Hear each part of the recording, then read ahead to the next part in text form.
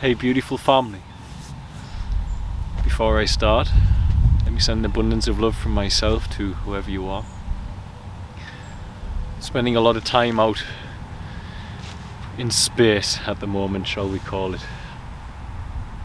And I wanted to share with you all a personal part of my journey with my ego.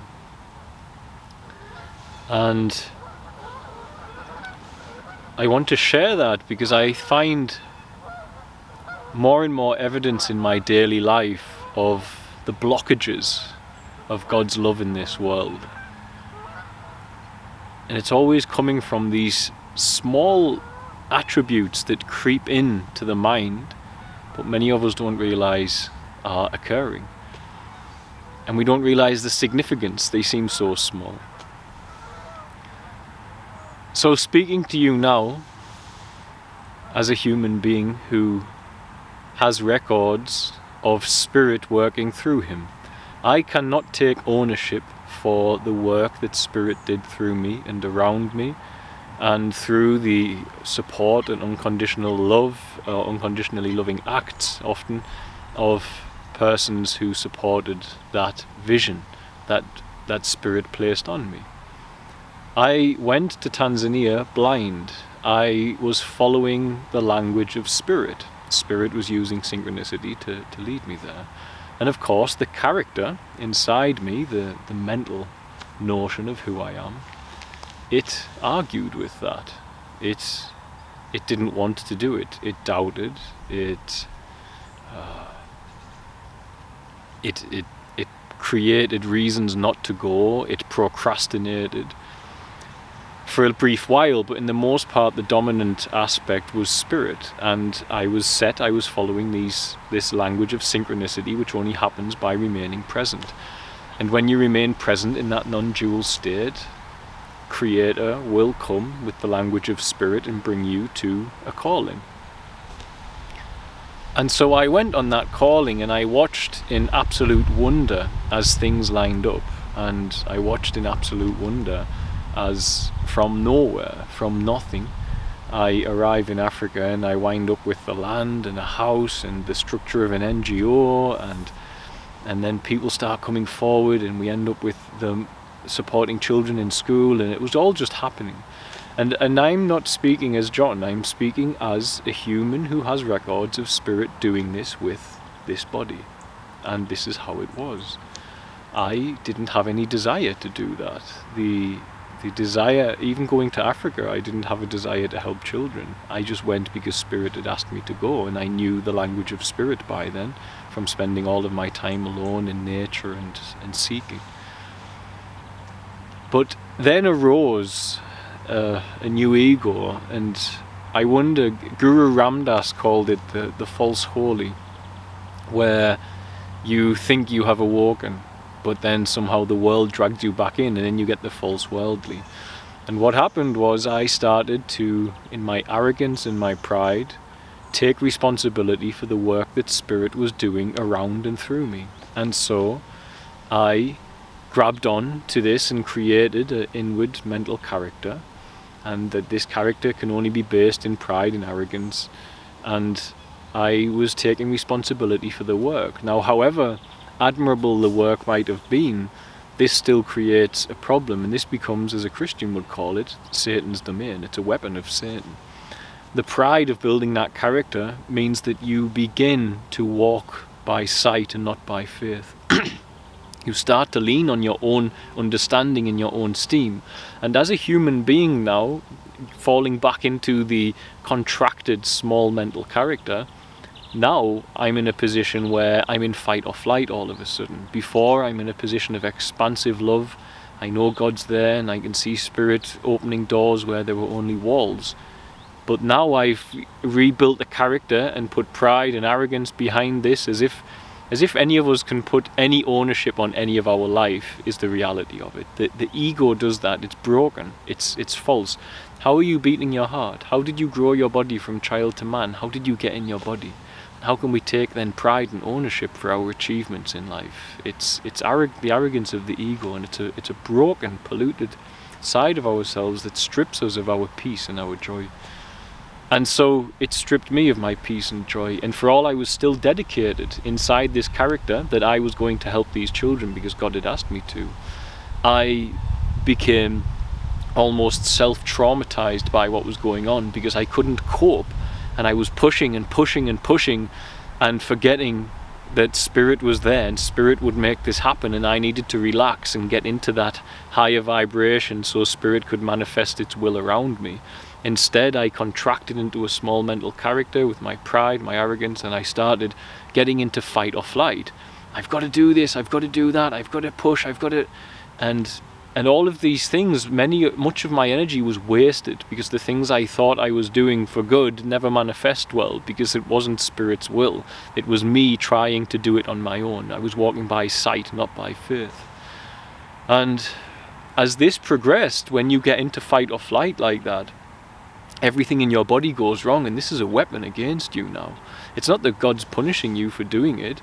It's that once you fall into the ego, once you fall into the stress and the anxiety of the mental separate identity, and you forget that you are God's child and the sovereign child of God has a supernatural power and a supernatural love in this world, when you separate from that, you have a physiological response. The anxiety, the pressure, the pain of it all.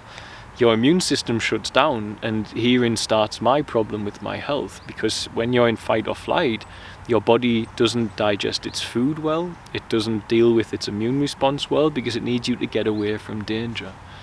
And because I was set that God had sent me there, because I'd seen Spirit do this, I wouldn't move away from the fight or flight I was in. I wouldn't move away from what was traumatizing my body. So I sealed myself in this cocoon of self-punishment. My ego did it, and I sealed myself in a cocoon of self-punishment. And of course then the dramatic difference is that all of a sudden, no longer do you feel the unconditional love, which is what we are. That is what we are coming through us, and only when we engage the mental character do we fragment and dilute that and separate from the peace that brings. So you go into the mental character as I did, you're in fight or flight, I'm getting sick, and the enemy in that sense is pulling you deeper and deeper into this lower vibration and drinking up that energy from you, in my eyes.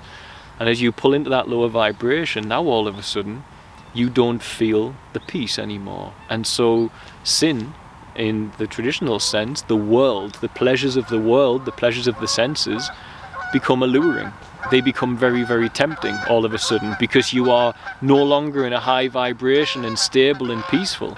Now you are contracted and small and separated, and you're suffering, and you just want some joy, because we want to feel some sort of joy in the world. But sin is not it. Sin is a pleasure. It's a temporary. But I was lost, and so sin in that sense, the things of the world became more tempting. And during my journey I've not been perfect, but I have confessed the errors I've made to those that I love, to my wife, etc., where I've made mistakes, and this was part of my development as who I was. I had to pass through this going back in, I guess, and re-examining this egoic trap that we get into. And so the reality is that when you see the problems of the world with the separate character, I can say from this, what I've shared here, I've tried to be open and honest, because I can witness the weapon of the enemy clearly when you go through this together.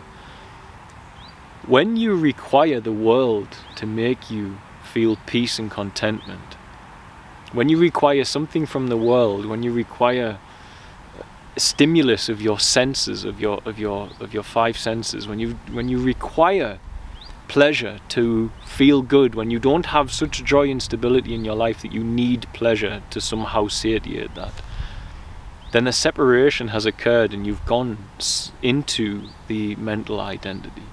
And the reality is that if you are going to understand the unconditional love of God, when you celebrate God, when you give thanks for God, this is where you will witness it, because there's evidence of this all over the world. There are people with a lot of money in this world, And what they do is they use that money to seek they're seeking in the world itself for that pleasure and that peace. And they never ever find it. And this is why they don't find it, is because, and I'm not saying agree with me or disagree, try it. When you finally let go of the character and all of the false notion of some sort of seeking, that the character is going to get hold somehow of this peace and love. The character can't. The character cannot grasp anything. You can't take hold of the cosmos and put it in your hand. You have to let go to experience it. So when the character finally lets go and you feel that peace and love, when you celebrate God, you will go and do as people like Jesus said. You will give to the poor. You will serve the needy. You will see why that has more value to humanity's heart and the world than anything else.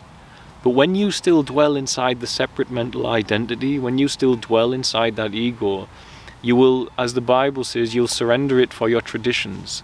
You'll ignore the commandments of Christ for your traditions. You'll ignore love, caring and sharing, and you'll go to the traditions of man. You'll go to the consumerism, so on and so forth, the parties, the clubs, and all of this. When in reality, the joy felt from there is a terrible substitute for the joy of the unconditional love of surrendering the inward mental identity. Being born again, if I'm on the Christian tract here, and seeing that when you serve the needy, the joy that rises up within you is immeasurably more powerful and satisfying and fulfilling than the material goods would have been, or the nightclub would have been, or whatever else, or the need for whatever. And this is of vast importance to see, because humanity can't get out of this rut until we all identify that in ourselves.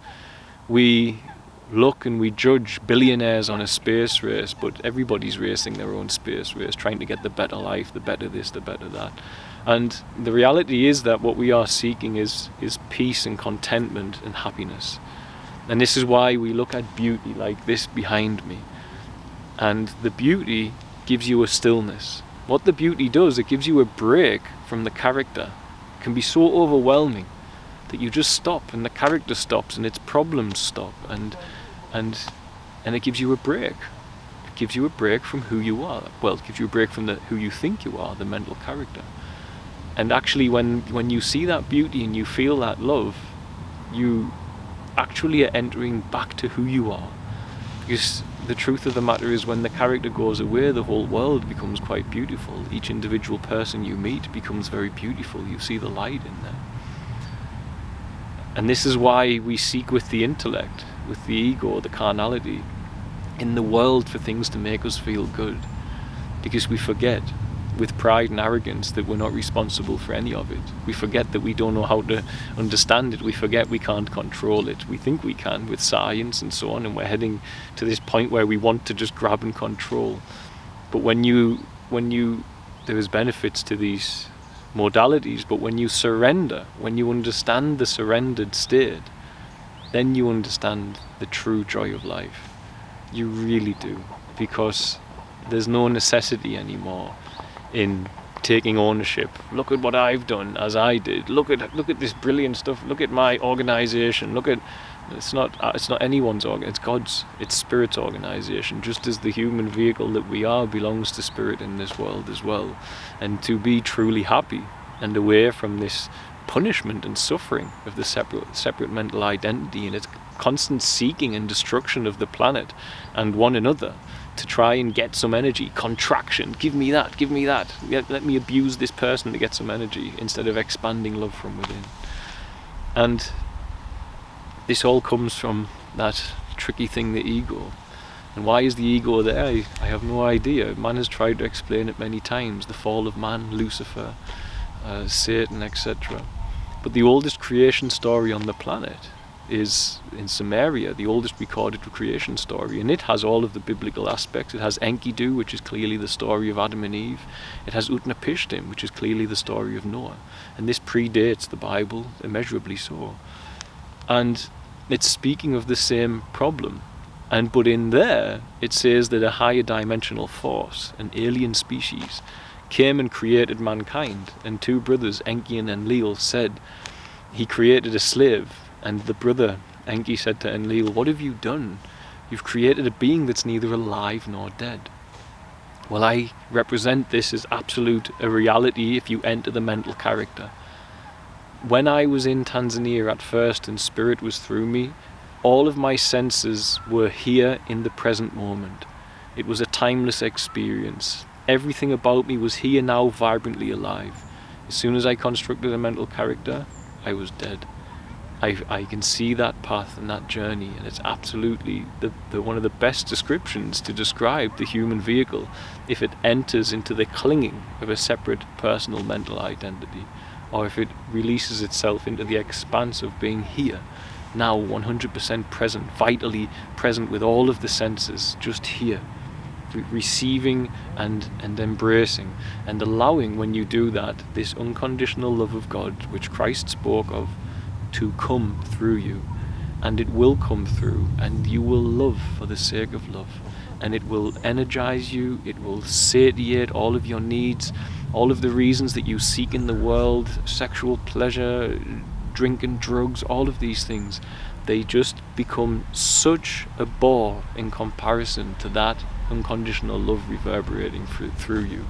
And the more time you spend in that presence with that coming through you, then the greater the pull to be there is, because you fully understand when the character re-engages and says, "No, come on, let's just overeat the wrong food tonight, let's just pig out and watch Netflix tonight," or whatever it's going to, let's just do the when you do it a few times, you witness, you say, this doesn't feel as good as just being surrendered to spirit. And also, I'm not creating, I'm contracting. I'm trying to bring something into me to get something from it, from the world, instead of bringing my original God force out and creating beauty into the world. And once you have brought your God force out and created, there's very little will make you contract back in. But that said, at the same time, the mind is tricky, and it will dangle carrots as mine did. And in pride, I grabbed the carrot and I made an identity. Oh, look what I've done here. Look at this work. Look what I'm responsible for. And even some of it came from a good place. I'm responsible for these kids. No, I'm not. I never was. It was God's show. He just needed a body to work through, as he does with all of you. He needs hands and feet, and you are it. You are his chance in this world. And however the ego came into play, this is the very evidence that you need to know that if you are going to bring that change and bring God's love into this world, that getting rid of that is understanding it and integrating it with you is of key importance, so you can enter that vibration of who you are, with the unconditional love that is waiting to come through the character which is fearful and wounded and not letting it out. God bless, guys. Bye.